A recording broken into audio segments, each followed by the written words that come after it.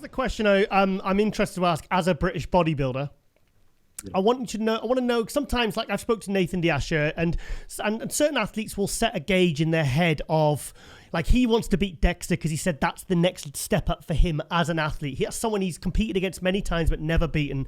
Do you concern yourself about where you rank as a British bodybuilder, and does it motivate you? And like, are you wanting to chase say Nathan D'Asher to a contest just so you can try and beat him?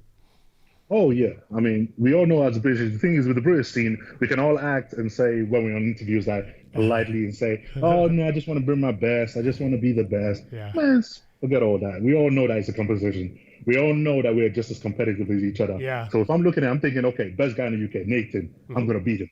Yeah. So any show that we're in next, my thought is, okay, I'm taking him out. Period. You know, same thing when we came to the British Grand Prix last year. Right from the minute we knew the show was going to happen, it was a case of, okay, who's the big guy you got to beat? Nathan is. So right now, yes, it is a case of I'm going to take out any British guy that's on that lineup. And then if any show I'm doing, if they say, okay, I always do the same thing. I look at the best guy or the guy that's ranked top at that lineup and say, okay, he's the one to beat. Okay, guess what? I'm coming for him with everything I got. So I know that is just a mindset I've always had. It will never change. Even though it's the Olympia, it will still be the same mindset. I'll still be going to Olympia looking at Brendan Curry and thinking, okay, how much work do I need to do all year just to get past him? Yeah. You know, and this is the same mindset I know you have to have as an athlete. I don't believe that there's any top athlete that doesn't have that same mindset. Well, look at Phil and Kai. I mean, I spoke to Phil about it, and he said, look, he said we were fierce rivals. He said, but people like Kai brought out the best in me. He says, like 2013, exactly. when he came second, when Phil and Kai were very, very close in 2012. He said, Giles, he said, after Kai came so close to me in 2012, he says, I went all out the next year. Like when Gunter beat Ronnie, it kind of brings the real champions, it brings out the best in them. So because I was thinking, when you came second to Nathan, you beat James Hollinshead, who's now really progressing as well. But like, I would imagine in your head as an athlete, as a needing a motivating or something to shoot for, I can imagine you thinking, right, okay, I'm so close to Nathan, I'm really going to be motivated the next year to take him out.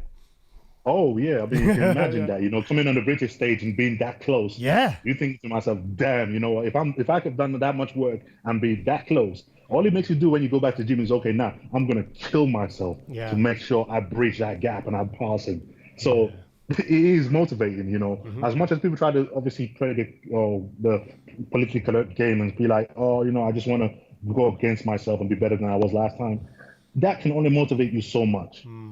The idea of rivalry, the idea of looking at people and going, you know, I got to get past him, I got to get past him, I got to beat him, it pushes you to the next level. It pushes you to the next level. It makes you break past your limit. Because I know in the gym, that motivates me when I go there and go, okay, right, whatever weakness I have to look at the guy that has the strongest power and go, look, I got to work just as hard as him, or if not harder, just to pass him next time.